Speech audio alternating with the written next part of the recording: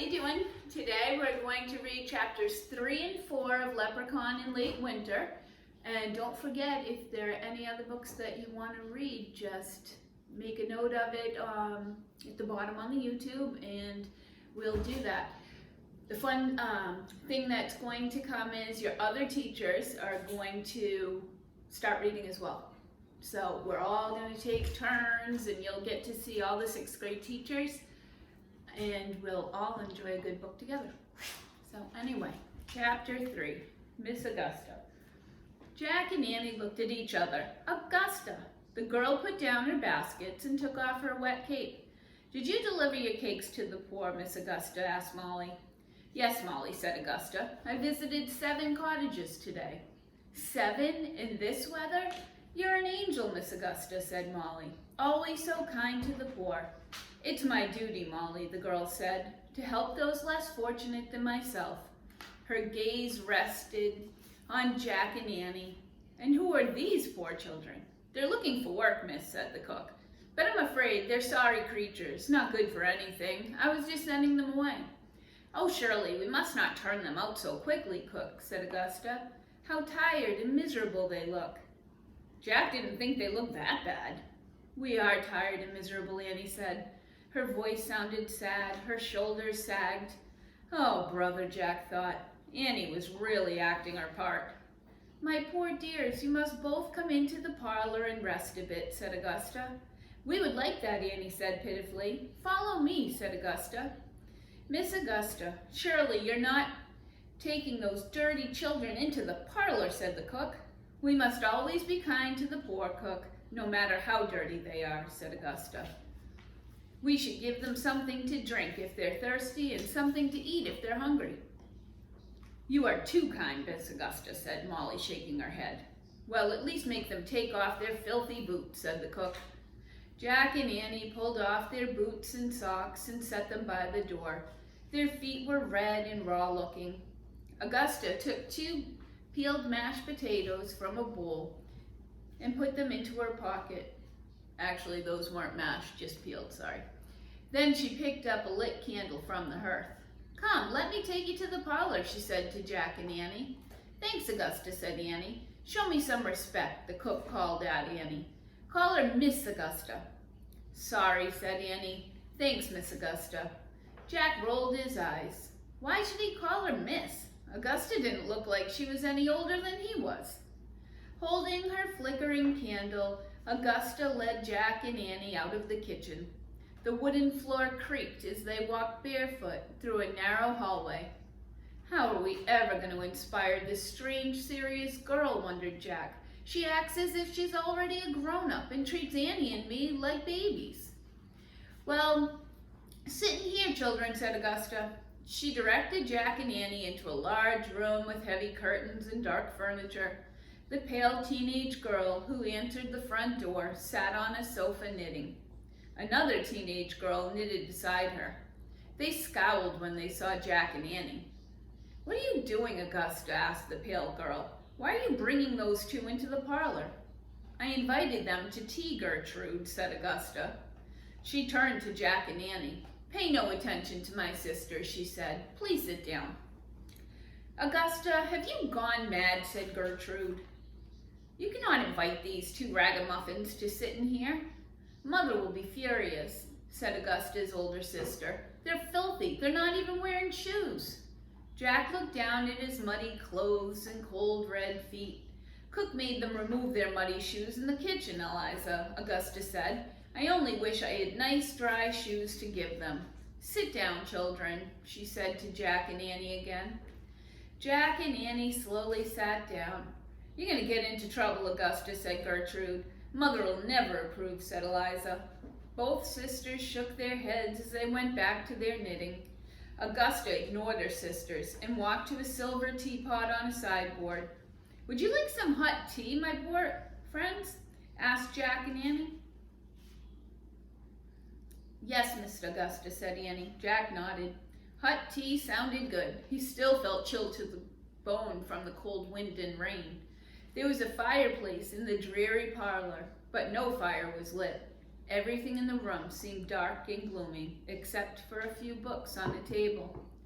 As Augusta poured tea into the fancy china cups, Jack leaned closer to get a good look at the books. One was titled The Plays of William Shakespeare. Another was called The Tales of King Arthur. Jack smiled to himself. Seeing those book titles made him feel a little more comfortable. Augusta carried cups of tea to Jack and Annie. Then she pulled the potatoes out of her pocket and gave one to each of them. "Thank you, Miss Augusta," said Annie. Jack took a sip of tea, but it was too bitter and hot to drink. He took a bite of his cold potato, but it was too hard to chew. "So, Miss Augusta, what do you like to do around here?" Annie asked. "What inspires you?" Augusta looked puzzled. "I do not know what you mean," she said. "What about reading books?" said Jack. "Have you read those books?" He pointed to the tales of King Arthur and the plays of William Shakespeare. "Those books belong to my brother," said Augusta.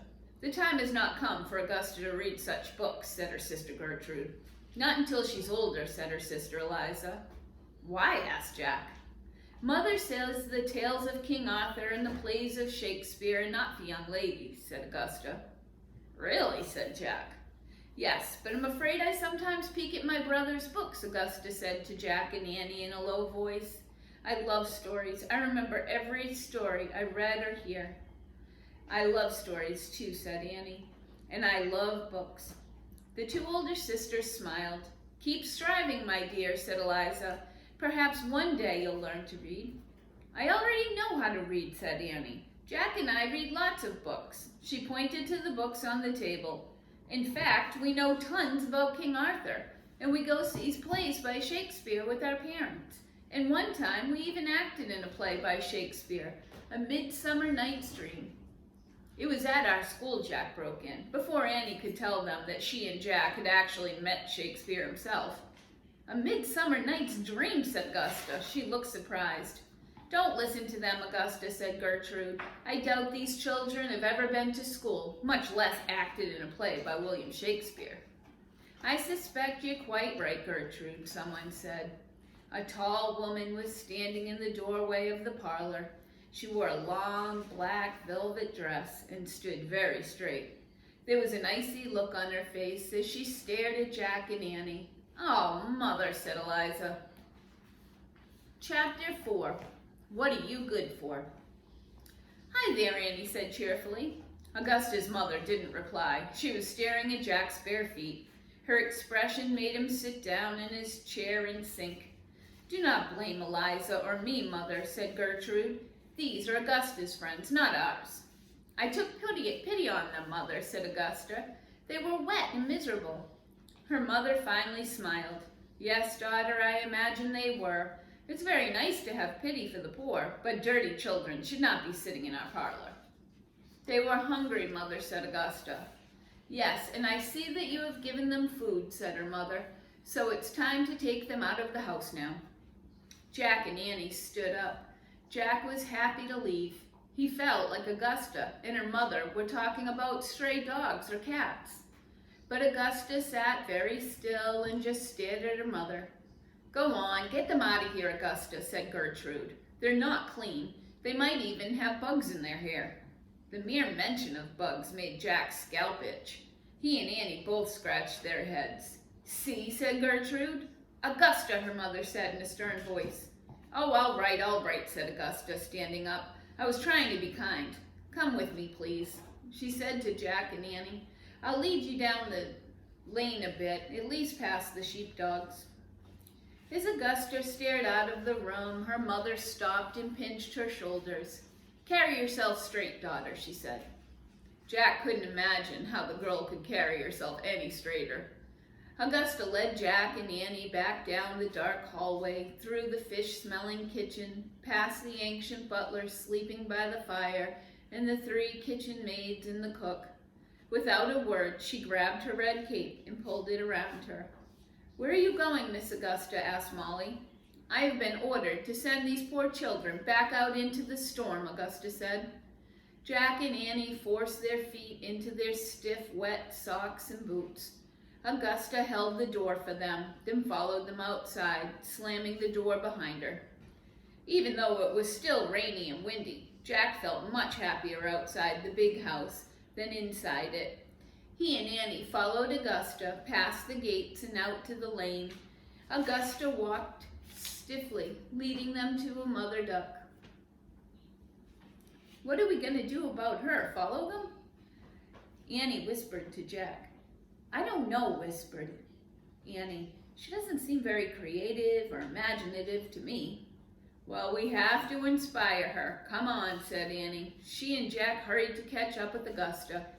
"Miss Augusta," said Annie, walking alongside her, "do you like to sing, dance, paint, play a musical instrument, anything creative like that?" "No," said Augusta. She sounded angry. Jack figured she must be mad at her mother for kicking them out of the big house. "Well, what about nature?" said Annie. "What about it?" said Augusta. "Walking in the woods," said Annie. "Trees, birds, does anything like that inspire you?" "Not anymore. I was close to nature once," Augusta said. "I used to roam the woods with my younger brothers. They said I was like a robin with the eye of a hawk. I knew where to find the caves of the otters. I knew where to find the nests of wild birds." "That's so cool," said Annie. "I knew where the deer lay down to sleep," said Augusta. "I knew the names of every tree: oak, beech, elm, hazel, larch, pine." Augusta's voice grew a little wobbly, as if she might cry. "But I'm not allowed to roam the woods with my brothers anymore. Mother says it's not proper for a young lady." "That's so sad," said Annie. "Never mind," said Augusta, lifting her chin. "Let us not talk about me anymore. Let us try instead to help the two of you. Cook said you're not good for anything." "Why would she say that?" "They asked us if we were good for cleaning chimneys, plucking chickens, or catching rats," said Annie, "and we said no." "Then you must find other ways to make yourselves useful," said Augusta, "or you'll never find your way in the world. Can you shear sheep?" "We've never tried it," said Jack. "Milk cows, churn butter, weave a shawl?" Augusta asked impatiently. "Hunt rabbits with the hounds?" "Oh, never that," said Annie. Jack laughed. Augusta frowned. "This is nothing to laugh about. Every day you must ask yourselves, what am I good for?" Actually, that was a good question, Jack thought. What was he good for? "And I would like to give you a further piece of advice," said Augusta. "Never make up stories about yourselves that aren't true." "What do you mean?" said Jack. "You never acted in a play of Shakespeare's, did you? Tell the truth now," said Augusta. "We did," said Jack. "My sister was telling the truth. We were both in A Midsummer Night's Dream." "We played wood fairies," said Annie. "We had green costumes, and Jack gave a little speech, and I danced and sang." Augusta shook her head. "You poor dear," she said. "I know you only make up these wild stories because your real lives are so miserable, but—" "Wait a minute, stop," said Jack. "What's wrong with you? Why do you act so snobby?"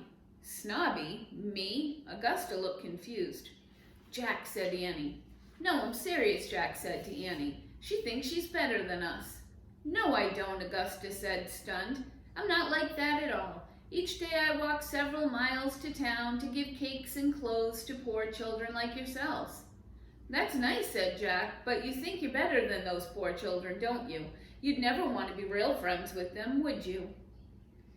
"What you say about me is not true," Augusta said to Jack. "I love the poor. Why, my favorite friend in all the world is quite poor and has never been to school. Some say she's even a little cracked in the head, but I love her dearly."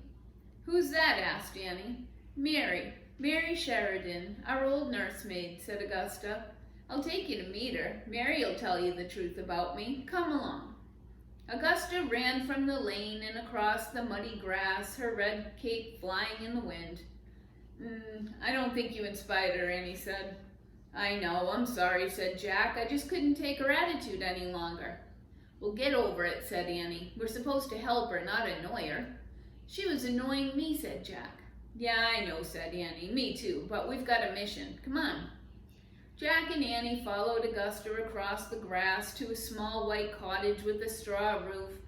Augusta banged on the door, scaring away birds eating crumbs by the front steps. "Mary, Mary, it's me, Augusta," she called. "Come in, my dear," a voice answered. Augusta lifted the latch and led Jack and Annie inside. Wrapped in a brown shawl, Mary Sheridan was stroking an orange cat by an open fire. She had ragged white hair and bright blue eyes. Her crooked smile revealed a few missing teeth. 1 in 20 welcomes on this wonderful winter day, said the old woman. And that's it. So tomorrow we'll start chapter 5 and read chapter 5 and 6. And thanks for listening. And I can't wait to see you all again. Bye-bye.